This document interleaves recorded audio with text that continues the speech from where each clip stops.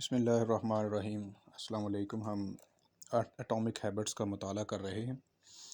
اور آج ہم اس کا ایک اور باب جو ہے اس کا مطالعہ کریں گے۔ یہ باب نمبر 6 ہے اور اس کا عنوان ہے اگرچہ تحریک و ترغیب کو زیادہ اہمیت دی جاتی ہے، یعنی موٹیویشن کو زیادہ اہمیت دی جاتی ہے، مگر ماحول کی اہمیت زیادہ ہوتی ہے۔ مثلاً اگر آپ کسی سے کوئی کام کروانا چاہتے ہیں اور آپ اسے موٹیویٹ کر رہے ہیں، زبانی کلامی اس کو بار بار نصیحت کر رہے ہیں کہ یہ کام کرو یہ کام کرو، تو مصنف کہتے ہیں کہ اس کے لیے مشکل ہوگی وہ کام کرنا۔ لیکن اگر آپ اس شخص کو اس خاص ماحول کے اندر لے جائیں جہاں پر وہ ایکٹیویٹی، جہاں پر وہ کام کیا جا رہا ہے یا کروایا جا رہا ہے، تو اس کے لیے وہ کام کرنا زیادہ آسان ہو جائے گا۔ یعنی ماحول جو ہے اس کی بہت زیادہ اہمیت ہے۔ اسی حوالے سے مصنف نے ایک بڑا دلچسپ واقعہ بیان کیا ہے اس باب کے اندر کہ بوسٹن کا ایک جنرل ہاسپٹل تھا، وہاں پہ ایک ڈاکٹر تھیں، ڈاکٹر این تھارنڈائک۔ تو انہوں نے یہ ارادہ کیا کہ ہسپتال کا جو عملہ ہے اور یہاں پر آنے والے جو وزٹرز ہیں، ملاقاتی ہیں پیشنٹس کے، یعنی ان ہزاروں افراد کے کھانے پینے کی عادات کو بہتر بنایا جائے۔ لیکن اس کے لیے انہوں نے کوئی موٹیویشن نہیں دی، کوئی ان کو ترغیب نہیں دی، بلکہ مصنف لکھتے ہیں کہ انہوں نے تو کسی سے بات تک نہیں کی اس بارے میں،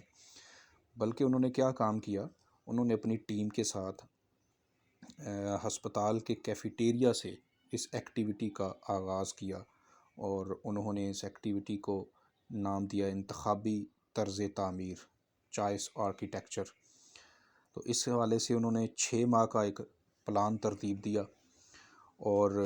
سب سے پہلا کام جو انہوں نے کیا کہ کمرے کے اندر، کیفیٹیریا کا جو ہال تھا اس کے اندر مشروبات کی ترتیب کو چینج کیا۔ پہلے کیا ہوتا تھا کہ جو کیفیٹیریا کے کیش رجسٹرز ہیں وہاں پر موجود ریفریجریٹرز کے اندر سوڈا مشروبات جو ہیں وہ رکھے ہوتے تھے، یعنی یہ جو کولڈ ڈرنکس ہیں وہ رکھی جاتی تھیں۔ تو اب انہوں نے کیا کیا کہ ان کولڈ ڈرنکس کے ساتھ ہی پانی کی بوتلیں بھی رکھوانا شروع کر دیں، اور اس طرح سے پھر جو فوڈ کاؤنٹرز تھے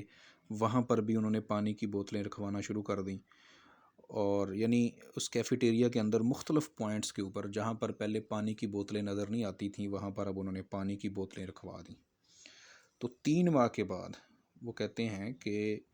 نتیجہ یہ نکلا کہ جو مشروبات تھے، کولڈ ڈرنکس تھی، ان کی فروخت میں 11.4% کی کمی آئی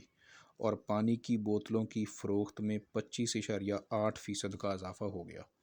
تو اسی ایکٹیویٹی کے تحت انہوں نے مزید فوڈ یا یہ خوراک تھی جو لوگ کھانا وہاں پر کھاتے تھے اس کے اندر بھی تبدیلیاں کی، بغیر کسی کو موٹیویٹ کیے، بغیر کسی کو کوئی بات سمجھائے، انہوں نے جسٹ ایک ماحول پیدا کر کے لوگوں کے اندر ان کے کھانے کی عادتوں کو اور ان کے پینے کی عادتوں کو کافی حد تک بہتر کر دیا۔ مصنف لکھتے ہیں کہ لوگ اکثر چیزوں کو ان کی نوعیت کی بنا پر نہیں بلکہ ان کی دستیابی کے مقام کی بنا پر منتخب کرتے ہیں، کہ یعنی وہ چیز کتنی زیادہ آسانی سے دستیاب ہے۔ وہ کہتے ہیں کہ اگر میں کچن میں داخل ہوتا ہوں اور مجھے کاؤنٹر پر بسکٹس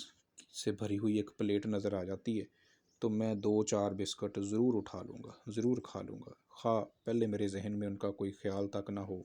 یا مجھے بھوک بھی نہ ہو، لیکن اس کے باوجود جب میں وہ چیز دیکھتا ہوں، بسکٹس دیکھتا ہوں، تو ان کو اٹھا لیتا ہوں اور کھا بھی لیتا ہوں۔ کہتے ہیں وہ چیزیں زیادہ خریدی جاتی ہیں جو نظر کے بالکل سامنے پڑی ہوں بنسبت ان چیزوں کے جو نچلے ریکوں میں فرش کے نزدیک ہوں۔ یہی وجہ ہے کہ مہنگے برانڈ آپ کو سٹور کے ان ریکوں میں نظر آئیں گے جہاں پر آپ کی نظر بآسانی پہنچتی ہے، جو آپ کو آسانی سے نظر آتے ہیں، اور تاکہ اس طرح سے وہ ان کو فروخت کر کے زیادہ منافع حاصل کر سکیں۔ تو ماحول جو ہے اس کی بہت زیادہ اہمیت ہے۔ وہ ایک اور مثال دیتے ہیں مصنف کہ میں ایسا ہوتا تھا کہ سیب خریدتا تھا اور ان کو ریفریجریٹر کے نچلے حصے میں رکھ دیتا تھا جہاں پہ پھل اور سبزیاں عام طور پر رکھے جاتے ہیں، اور ہوتا یہ تھا کہ میں پھر اکثر ان کو بھول جاتا تھا، اور جب تک مجھے واپس یاد آتا تھا کہ میں نے سیب خرید کر رکھے تھے تو تب تک وہ سیب خراب ہو چکے ہوتے تھے۔ پھر وہ کہتا ہے جی میں نے کیا کیا کہ میں نے اپنی ہی نصیحت پر عمل کرتے ہوئے اپنے ماحول کو نئی شکل دی، وہ کیا کیا، وہ کہتے ہیں جی میں نے ایک بڑی پلیٹ لی اور اس پلیٹ کو کچن کاؤنٹر کے بالکل درمیان میں رکھ دیا کہ جہاں پر آتے جاتے میری نظر جو ہے ان سیبوں کے اوپر پڑتی ہے۔ تو اور اب اس کا فائدہ یہ ہوا کہ کچھ دن کے اندر اندر میرے سیب کھانے کی جو عادت تھی وہ زیادہ ڈیولپ ہو گئی، میں نے زیادہ سیب کھانا شروع کر دیے۔ یعنی ماحول کا یہ اتنا اثر ہوتا ہے۔ مصنف نے کچھ چیزیں اور بھی لکھی ہیں کہ اگر آپ پہلے سے زیادہ پانی پینا چاہتے ہیں تو ہر صبح پانی کی چند بوتلیں بھر کر آپ اپنے گھر میں مختلف جگہوں پر رکھ لیں، جہاں جہاں پر آپ بیٹھتے ہیں، اپنے کمرے میں رکھ لیں، اپنے بیڈ روم میں جہاں پر آپ پڑھتے ہیں، جہاں آپ دوستوں کے ساتھ بیٹھتے ہیں، تو وہاں پر اگر پانی موجود ہوگا، دستیاب ہوگا، آپ کی نظر کے سامنے ہوگا، تو آپ پانی بھی زیادہ پی لیں گے۔ اسی طرح سے وہ کہتے ہیں جی اگر کوئی شخص